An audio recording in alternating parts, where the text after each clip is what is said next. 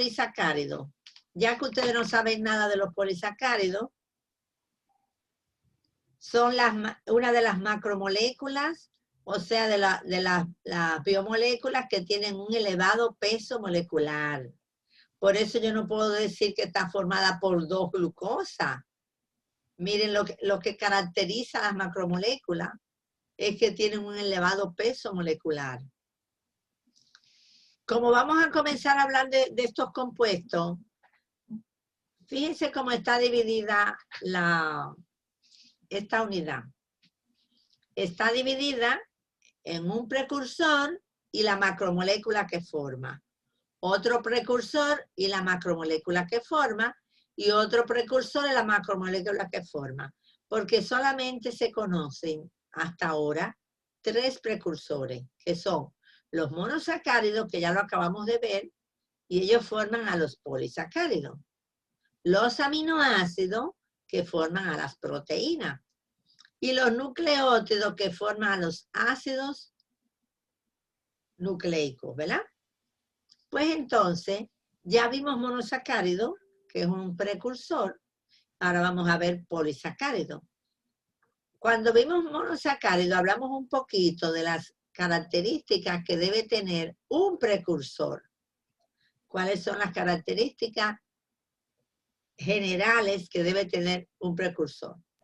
Y ahora que vamos a hablar de los polisacáridos, las primeras macromoléculas, vamos a hablar de esas características. Ya cuando empecemos las otras no es necesario, porque sabemos que todas se rigen por esa misma característica. Porque hay un principio en la bioquímica, que es el principio de la organización estructural de las moléculas. Y estas macromoléculas tienen una organización particular. Y ese es un principio de la bioquímica. Vamos a ver ahí, miren todas las características que tiene una biomolécula, una macromolécula.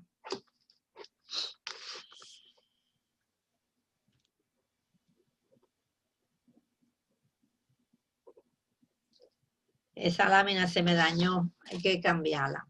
Entonces, muy bien. ¿Cuáles serían esas características? Elevado peso molecular, carácter polimérico, carácter uniforme, carácter lineal, carácter tridimensional, carácter informacional y la relación estructura-función. Vamos a ver aquí. Primero, elevado peso molecular. Y eso lo dijimos. Tiene miles de unidades, miles de monosacáridos, no tantos de aminoácidos, pero muchos aminoácidos que si son proteínas. Los ácidos nucleicos, miles de nucleótidos. Por eso su peso molecular es mayor de 5 kilodalton. Esa es la unidad de medida, el kilodalton, para el tamaño de estas macromoléculas. Entonces cuando yo pienso en una macromolécula, me dicen, eso es una macromolécula, yo tengo que pensar en algo grande. Ese es un precursor, yo pienso en uno chiquitico. Por ejemplo, si estuviéramos allá en la universidad, yo les pongo el ejemplo de un pupitre. Un pupitre es un monosacárido, vamos a suponer, una glucosa. Ahora, si yo pongo 15 o 20 pupitres y los pego con una línea de metal, entonces yo tengo una fila de pupitres. Ya eso no es un precursor. Ahora eso es una macromolécula, porque es una molécula grande, todos pegados. Ustedes saben que allá en la universidad así era que se hacía. En los tiempos míos, cuando yo empecé en la universidad a dar clases, en esas aulas que eran aulas grandotas, las de humanidades, las de economía, después fue que la pusieron chiquita y las dañaron para poder conseguir más aulas. Ahí lo que habían eran paquetes de fila, una hilera de hasta 30 pupitres, pegados con una cosa de metal abajo. Eso era para que no estuvieran moviéndolo de un curso a otro. Pero ya eso se ha dañado, ya no es así. Eso es una macromolécula. Esa fila grande de pupitres pegados uno con otro. Pero cuando yo hablo de un solo pupitre, ya ese es un precursor. Eso mismo ocurre aquí. Acuérdense que una de las características principales de un precursor es que debe de unirse con uno similar a él. Si no se une de manera covalente con uno similar a él, no tiene la posibilidad de ser un precursor. Muy bien. Carácter polimérico. El carácter polimérico significa que es una molécula que se puede ir reuniendo con la otra formando una molécula más grande. Por eso cada una de esas moléculas pequeñitas se va a llamar monómero. En el caso del polisacárido, cada azúcar, cada glucosa es un monómero diferente y forma el polímero de la glucosa, que es el polisacárido. Carácter uniforme. Ok, tenemos 3 precursores, pero para formar las macromoléculas todos deben ser del mismo tipo. Yo no puedo tener una macromolécula que tenga aminoácido, un monosacárido y un nucleótido. No. Tiene que ser una macromolécula, todos monosacáridos, todos aminoácidos o todos nucleótidos. Y como ya les dije, que tenga su enlace covalente uniéndolo uno con otro. Y esa línea que me va a formar la unión entre todos esos precursores es lo que se va a llamar el eje covalente. Después vamos a distinguir, cada vez que hagamos una macromolécula, vamos a distinguir su eje covalente. Carácter lineal. Las macromoléculas no tienen ramificaciones. Deben tener una dirección. O sea, un punto de inicio y un punto de terminación. Bueno, yo voy de esta esquina a esta. De la esquina A la esquina B. Ah, no, pero ya, ¿dónde? Ella va de la C a la D. Hay que tener una dirección, pero también polaridad. Eso lo vamos a ver. Ahora, hay unas macromoléculas que, a pesar de ser macromoléculas, tienen ramificaciones. Y ahí vamos a encontrar los polisacáridos de fuente almacén, que lo que trabajan es para almacén. Esos son ramificados, pero son los únicos. Después, todas las demás macromoléculas no tienen ramificaciones. También es bueno el carácter tridimensional. Eso me indica que la estructura de las macromoléculas abarca las 3 dimensiones. ¿Cuáles son las 3 dimensiones? Alto, ancho y profundidad. Esas son las 3 dimensiones. Por eso, nosotros vamos a dividir esa dimensión, esa estructura, se divide en niveles. Primario, secundario, terciario y algunas tienen el cuaternario. Entonces, esas son características que son generales para todas las macromoléculas. Pero también me queda el carácter informacional. Cuando hablamos de información, eso lo sabemos, que me va a decir algo, significa algo. Ustedes saben que también ahora se habla mucho de patrones. Y en esto de la informática y eso, y en muchos, la gente interpreta los patrones, porque esos patrones te dan información.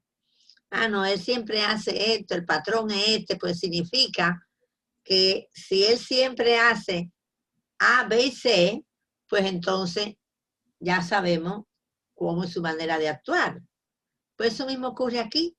Aquí estas moléculas tienen información. Tienen zonas donde van a presentar características particulares. esa información que tienen las moléculas, en este caso las macromoléculas, puede ser secuencial o informacional. Conformacional. Miren, secuencial cuando está en la estructura primaria.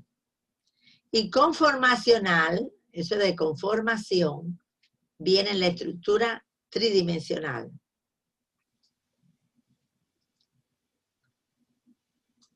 Ustedes conocen los receptores de membrana. ¿Lo han visto, Irving? Los receptores de membrana.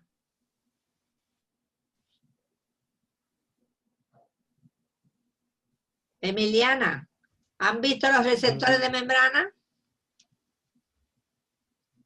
¿Se fueron? Los receptores de membrana. Sí, maestra. Sí, doctora. Ah, sí. Disculpe, maestra Lisbeth Sánchez, aquí está el calendario.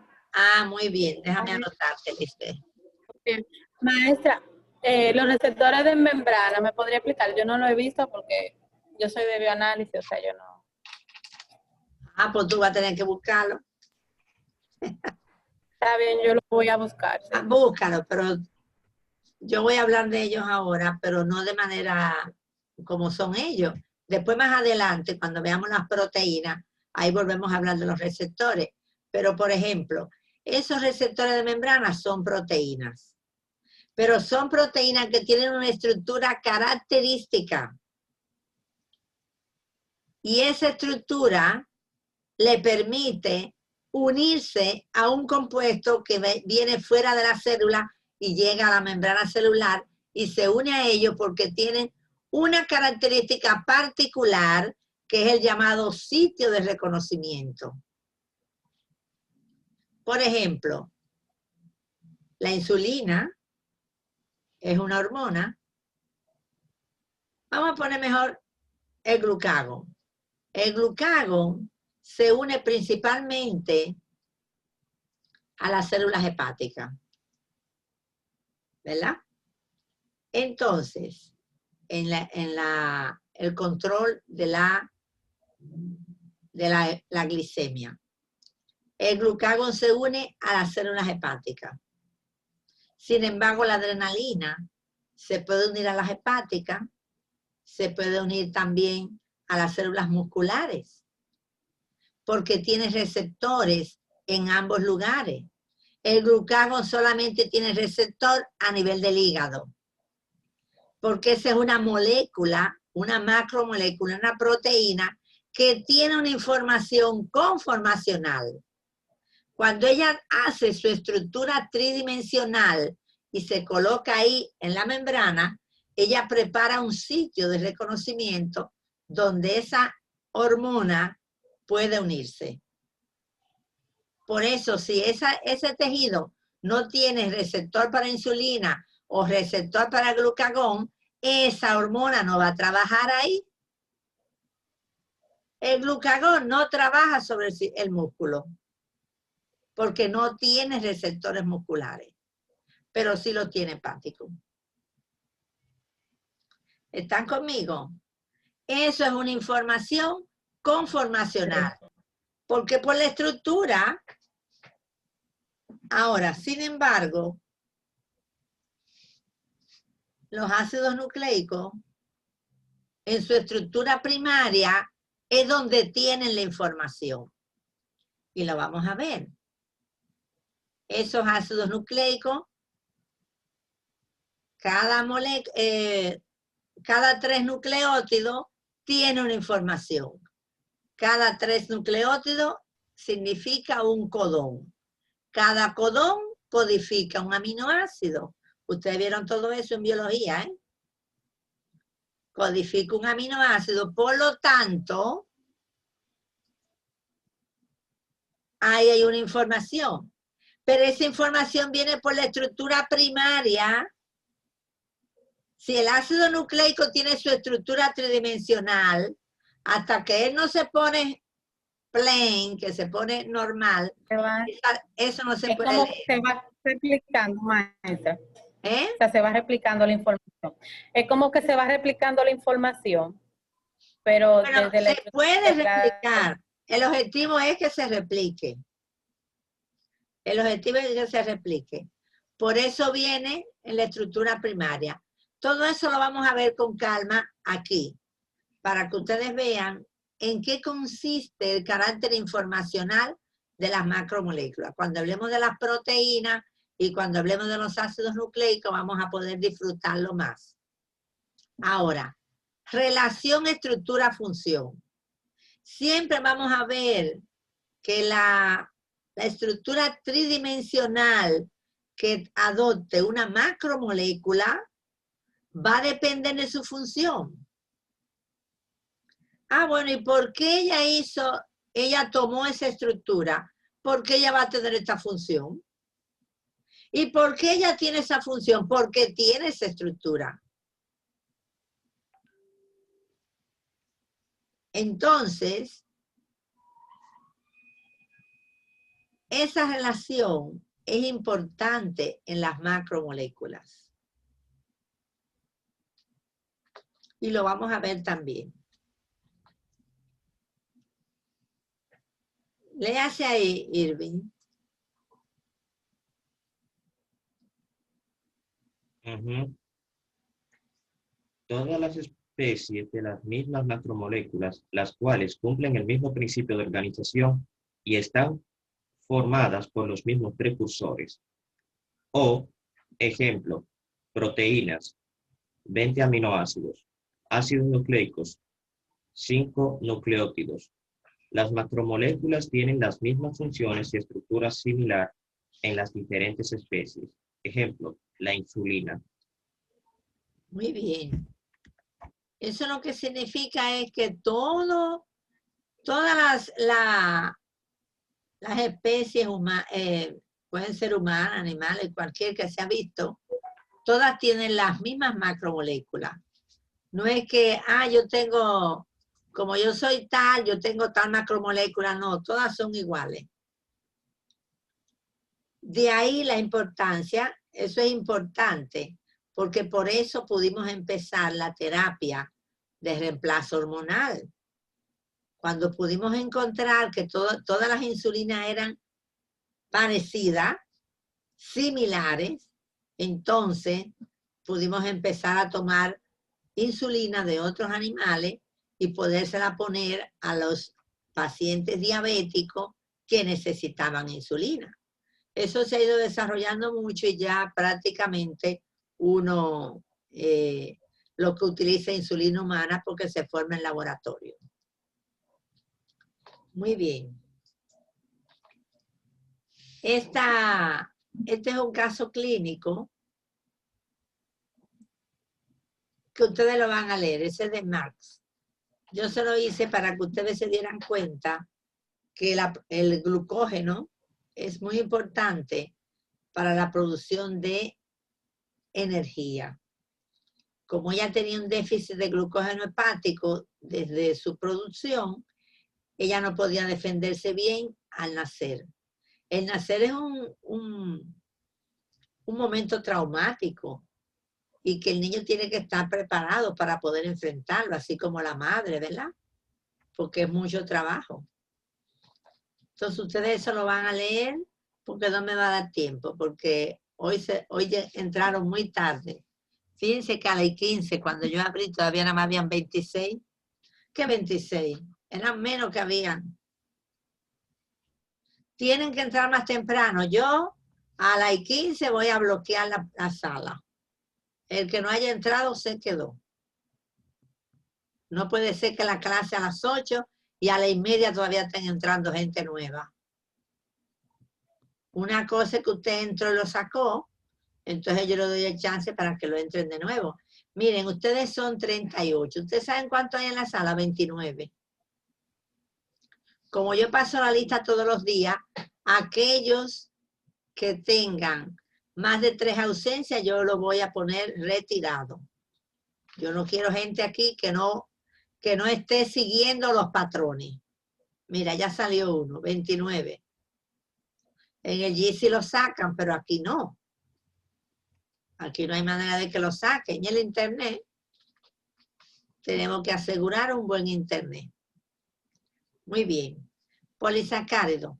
Macromoléculas formadas por la unión de monosacáridos, más de 9, mediante enlace glicosídico. Todo eso ya ustedes lo vimos todo eso. Se puede clasificar según su función y según su composición. Su función, almacén. Es un almacén de monosacárido, almidón y glucógeno. Como ellos están formados por glucosa, pues entonces un almacén de glucosa. ¿Y para qué yo voy a guardar glucosa en la célula? Para más adelante romper ese almacén y liberar la glucosa y mandarla a la sangre. La glucosa es la principal fuente de energía de la mayoría de los tejidos. Entonces, si usted en ese momento necesita glucosa, la puede sacar de ese almacén de glucógeno. Ahora, el almidón también es un almacén de glucosa. Son las dos maneras de almacenarlo. También tenemos función estructural. Ahí está la celulosa, que es importante para los vegetales. Nosotros no tenemos celulosa, pero los vegetales sí. Y los glicosaminoglicanos, como ejemplo el ácido hialurónico, que tienen función estructural. Según su composición, fíjense que son dos clasificaciones que se pueden solapar. Hay homopolisacárido, homo significa mismo, polisacáridos que están formados por el mismo monosacárido, almidón, glucógeno y celulosa. Los tres lo que tienen es glucosa, porque la glucosa es el azúcar más abundante en la naturaleza. Pero también tenemos los heteropolisacáridos, como son los glicosaminoglicanos, que tienen variedad de 2 monosacáridos. Primero vamos a revisar un poquito, ya todo eso ustedes debieron de haberlo revisado, y yo lo voy a hacer muy rápido. Almidón. Ese es un polisacárido también. Y guarda también glucosa, pero en los vegetales, no en los animales. Para nosotros constituye nuestra principal fuente de glucosa.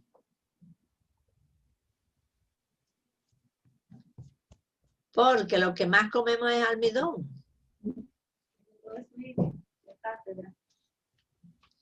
Y, como ya habíamos dicho, el monosacárido que lo constituye es la glucosa.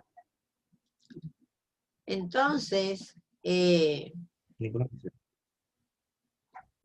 ahí estamos viendo que hay 2 moléculas que se combinan para formar el almidón. La amilosa y la amilopectina. Pero ya la amilosa y la amilopectina, cada una de ellas es una molécula grande, es un polisacárido que está formado por la unión de moléculas de glucosa. Por eso yo no puedo decir que la amilosa y la amilopectina son monosacáridos.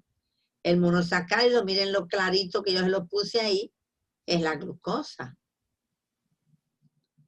La amilosa tiene forma helicoidal, miren aquí, una cadena de glucosa, pero en forma de hélice. Sin embargo, la amilopectina tiene estructura ramificada, una cadena central con ramificaciones. Esa es la amilopectina. Esa es la diferencia, que la amilosa es helicoidal y la amilopectina es ramificada. Si yo rompo esas moléculas de almidón en disacáridos, me van a salir de disacárido maltosa, cuyas 2 moléculas de glucosa están unidas por enlace alfa-1,4, e isomaltosa, que sus moléculas están unidas por enlace alfa-1,6. Y el glucógeno. El glucógeno se parece estructuralmente a la amilopectina del almidón. pero él se encuentra presente en el tejido animal, en el hombre. ¿En qué parte del hombre? En el hígado y en los músculos. Esos son los dos lugares donde almacenamos principalmente glucógeno. Aunque muchos autores dicen que todas las células tienen una pequeña cadenita de glucógeno, pequeña, pero que los grandes almacenes están en hígado y en músculo. Por eso nosotros comemos mucha glucosa, la utilizamos como fuente de energía, la utilizamos para formar otras sustancias y también la guardamos en forma de glucógeno para después. Este es un almacén para usarlo más adelante. Desde que la persona entre en ayuno, va a volver a usar esos almacenes. Y eso es un círculo vicioso. Como, guardo, utilizo lo que guardé, vuelvo y como, y voy formando glucógeno y lo voy utilizando según las necesidades. Va a liberar obligatoriamente los mismos disacáridos que el almidón. Miren aquí esta estructura, qué bonita. Cada bolita me representa una glucosa. Miren la cadena central, es la marrón, y todas las demás son las ramificaciones. Por eso el almidón y el glucógeno son ramificados. Porque ¿cuál es su función? Almacén. Y habíamos dicho estructura, función. ¿Por qué tengo esa estructura? Porque mi función es almacenar. Pues la estructura ramificada me permite guardar miles de moléculas de glucosa, que no me lo permitiría una estructura que no fuera ramificada. En Bioquímica 2, nosotros vamos a conocer cómo ese almidón, nosotros podemos utilizarlo como fuente de glucosa.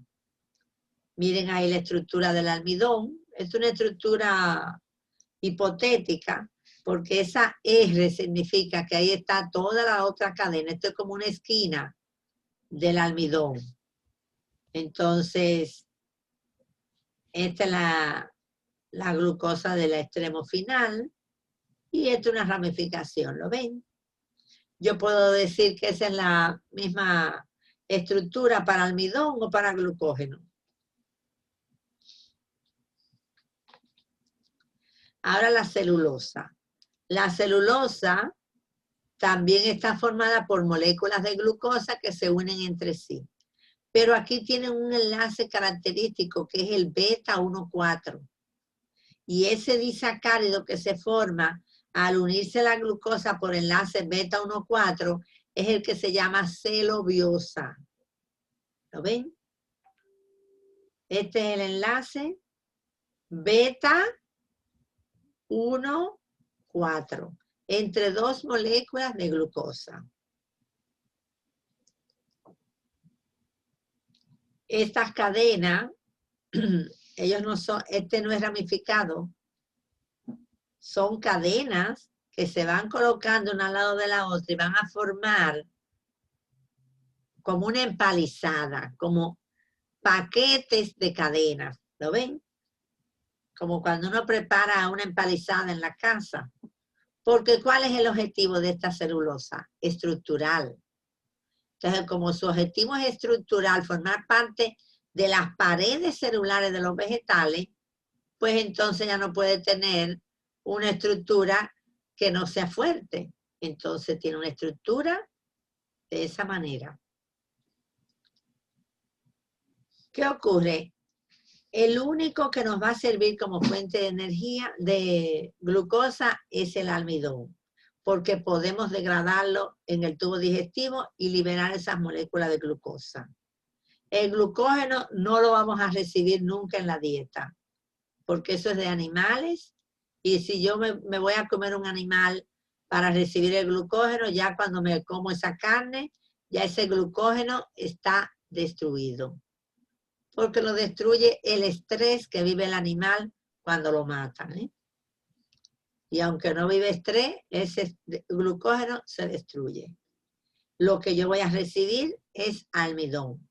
Y si como celulosa, no voy a poder utilizarla como fuente de energía, porque la enzima que la degrada se llama celulasa. Y esa enzima nosotros no la tenemos en el tubo digestivo.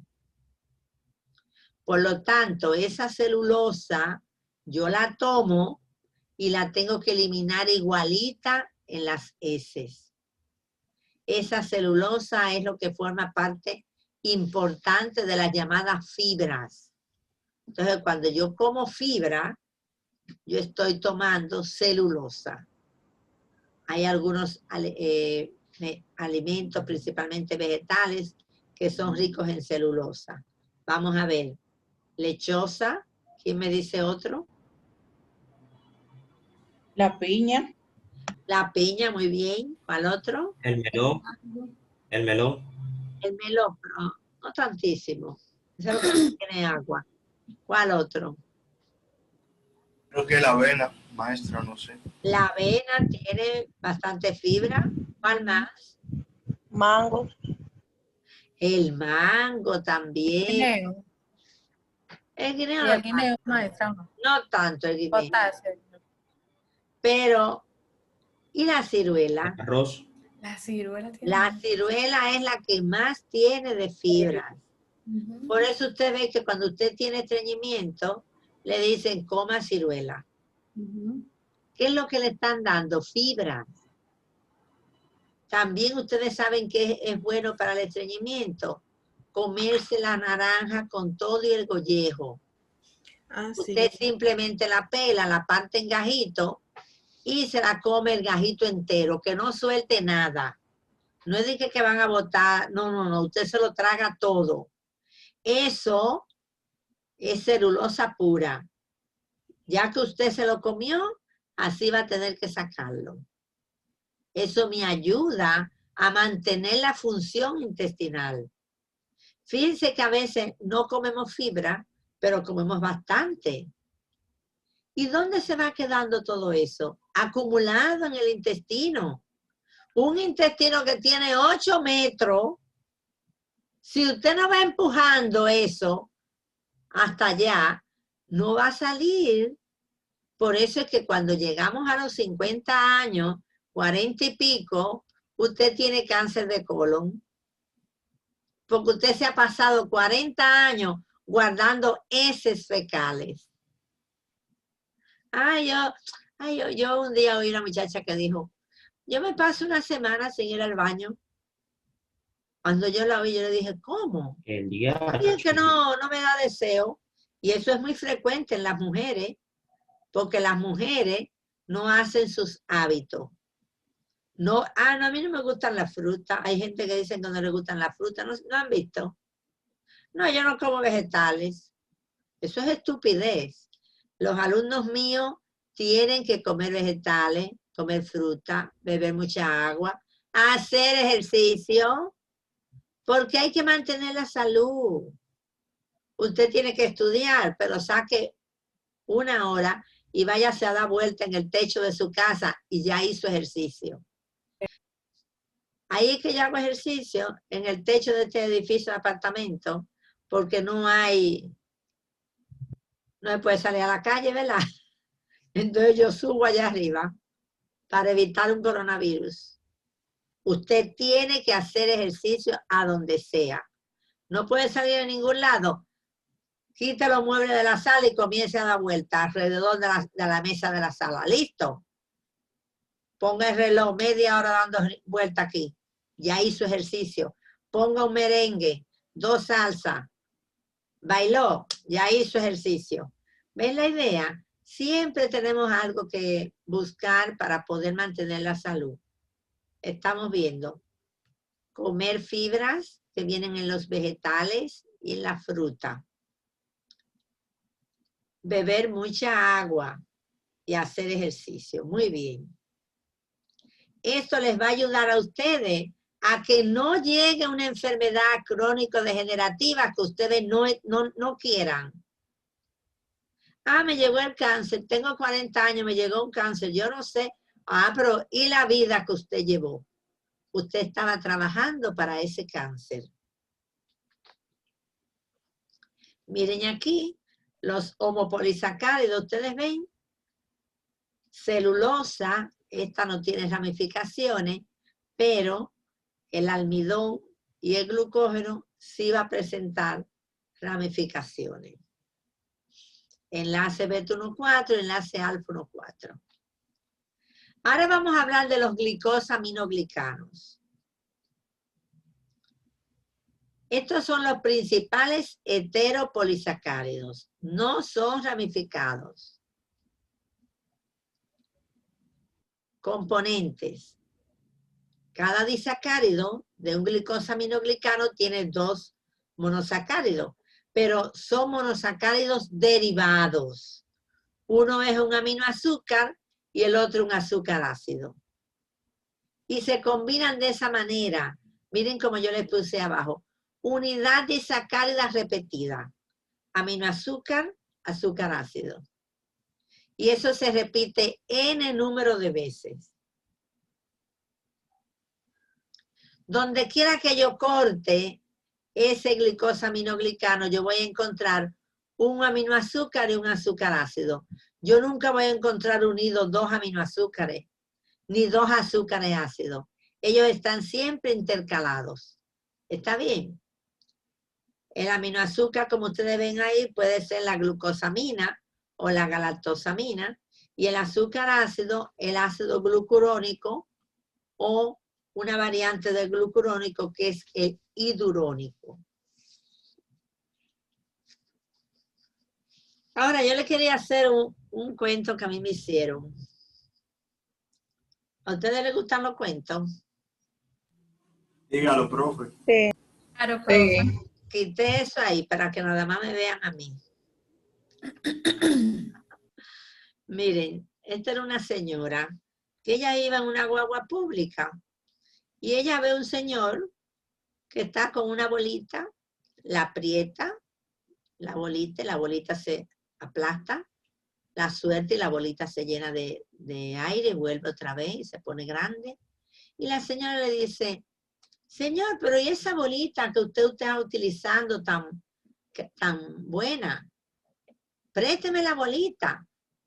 Él se la prestó y ella empezó, oh, maravillosa la bolita, miren cómo se aplasta, cómo vuelve y toma su forma. Esta bolita es maravillosa, ella estaba feliz con la bolita. El hombre llegó a su parada y el hombre se paró para irse. Dice, señor, su bolita. Él le dijo, no se apure, yo hago otra. ¿Entendieron? Bueno, batió de bala, Guácala, mujer. profe. Claro que no entendió. My God. Ay, no. Eso le pasa a la gente por curiosa. Le gustó la bolita, ¿eh? El hombre iba a hacer otra bolita, porque era una bolita de moco. ¿Por qué es una bolita de moco? Frente de moco. Porque esos mocos son los glicosaminoglicanos.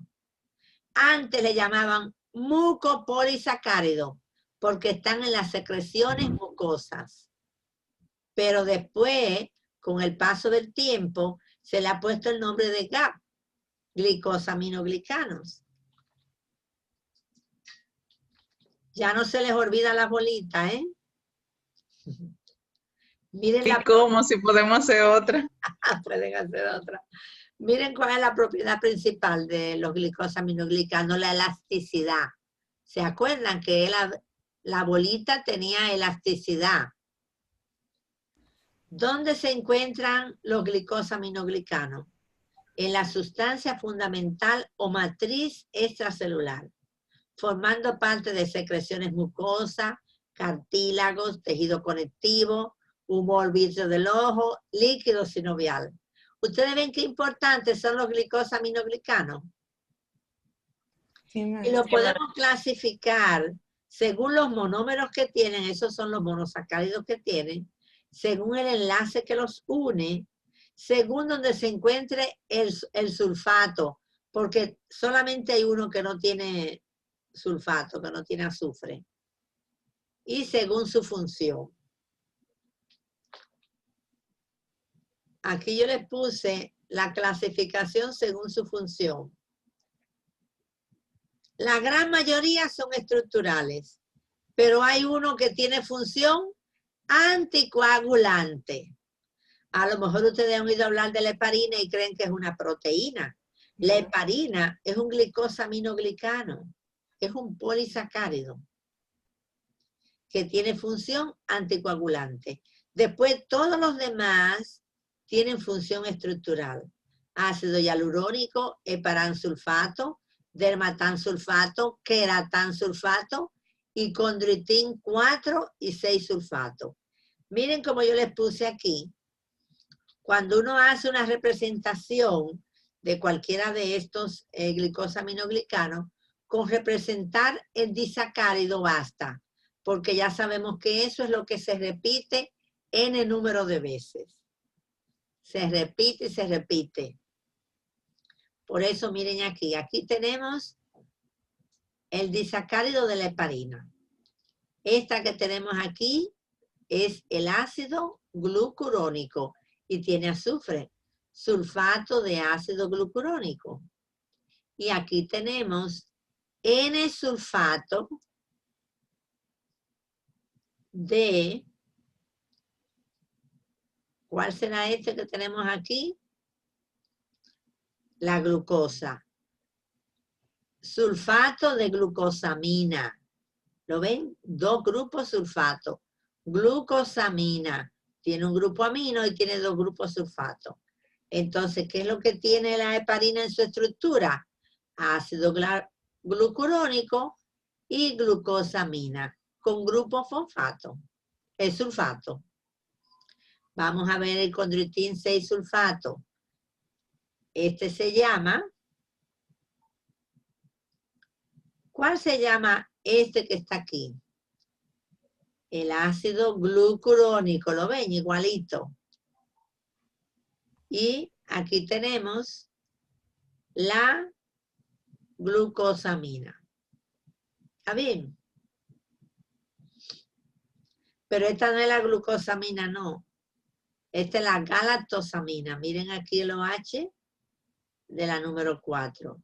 O sea que aquí tenemos la galactosamina y el ácido glucurónico. Vamos a ver el ácido hialurónico. ¿Qué tenemos en el ácido hialurónico? Glucosamina y ácido glucurónico. Este se parece a la heparina.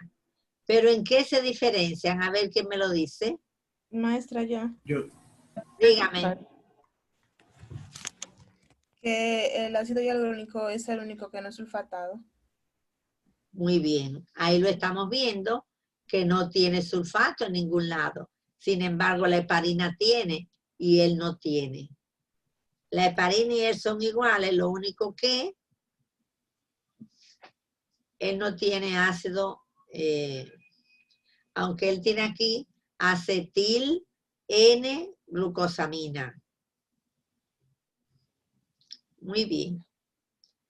Este cuadrito que yo les preparé aquí es para que ustedes vean dónde se encuentran cada uno de esos glicosaminoglicanos haciendo su función estructural. El condroitin 4 y 6 sulfato, cuando dice 4 es porque tiene el sulfato en la posición 4, y cuando dice 6 porque tiene el sulfato en la posición 6, ¿verdad? Entonces, miren como les dije, N-acetil galactosamina y ácido glucurónico, el cual puede tener el fosfato en la posición 4 o 6, ¿verdad? Muy bien. ¿Dónde están? Formando unas moléculas que se llaman agregados de proteoglicano. Esos agregados son unas moléculas grandes, unas macromoléculas que van a formar cartílago, hueso, como ustedes ven, las válvulas cardíacas, todo lo que es tejido conectivo. Ahí está incluido el condroitin 4 y 6 sulfato. El dermatán S también, además del ácido glucurónico, puede tener el hidurónico y también se encuentra formando parte de todo eso, la piel, los vasos sanguíneos, las válvulas. Miren aquí el queratán sulfato y el dermatán, queratán y heparán sulfato. Fíjense que todos los que están formando parte de todos esos tejidos que nosotros tenemos que prácticamente son de sostén, huesos, cartílago. El heparán también se encuentra en la membrana basal y en las superficies celulares. Entramos aquí, yo le dejé este cuadro a los dos que tienen más o menos ciertas diferencias. La heparina. La heparina, su función es anticoagulante. Por eso ya se va a encontrar en todos esos órganos donde atraviesa mucha sangre, donde pasa mucha sangre a través de ellos, como es el hígado, los pulmones e incluso en la piel. La piel necesita una gran irrigación, porque ustedes saben que está constantemente activada. Entonces, en las arterias hay estas células que se llaman mastocitos, que son las que producen la heparina, para liberarla al vaso sanguíneo y que esos tejidos puedan estar protegidos. Porque si no hay heparina, entonces podría la sangre coagularse y nosotros nos quedamos, ahí mismo nos quedamos, si no podemos tener circulación de oxígeno, si se paraliza todo. Ahora, el ácido hialurónico, que ya dijimos que no tiene sulfato, también lo vamos a encontrar en bacterias. Y miren qué variedad de lugares puede él tener. Humor vítreo del ojo, el cordón umbilical, el tejido conectivo, es un lubricante y amortiguador, forma parte principal del líquido sinovial. Fíjense que el ácido hialurónico lo estamos usando para ponérnoslo en la cara. Principalmente esas zonas que están muy deprimidas, cuando uno se inyecta ácido hialurónico, él se amplía y le mantiene el tejido en su posición y al mismo tiempo lo hidrata. Porque como ustedes ven que es una molécula que puede cargar mucha agua, entonces puede hidratar el tejido. Eso es la cosmética que ha utilizado el ácido hialurónico con ese fin. Si a usted se le explota un ojo, usted no puede volver a recuperar eso, ¿verdad que no? Esa es la molécula que usted pierde, es el ácido hialurónico, porque está ahí en la parte blanca del ojo. También fíjense que hay una de las teorías de la concepción que ustedes vieron en embriología, es que el óvulo está recubierto de una capa de ácido hialurónico. Y para poder el espermatozoide entrar a fertilizar el óvulo, tiene que romper esa capa de ácido hialurónico. Por eso necesita una enzima que se llama hialuronidasa. Esa enzima es la que hace que el espermatozoide pueda romper esa capa de ácido hialurónico y entrar al óvulo. Esa es una teoría de la fecundación que hay. Todavía se considera como buena y válida, ¿eh?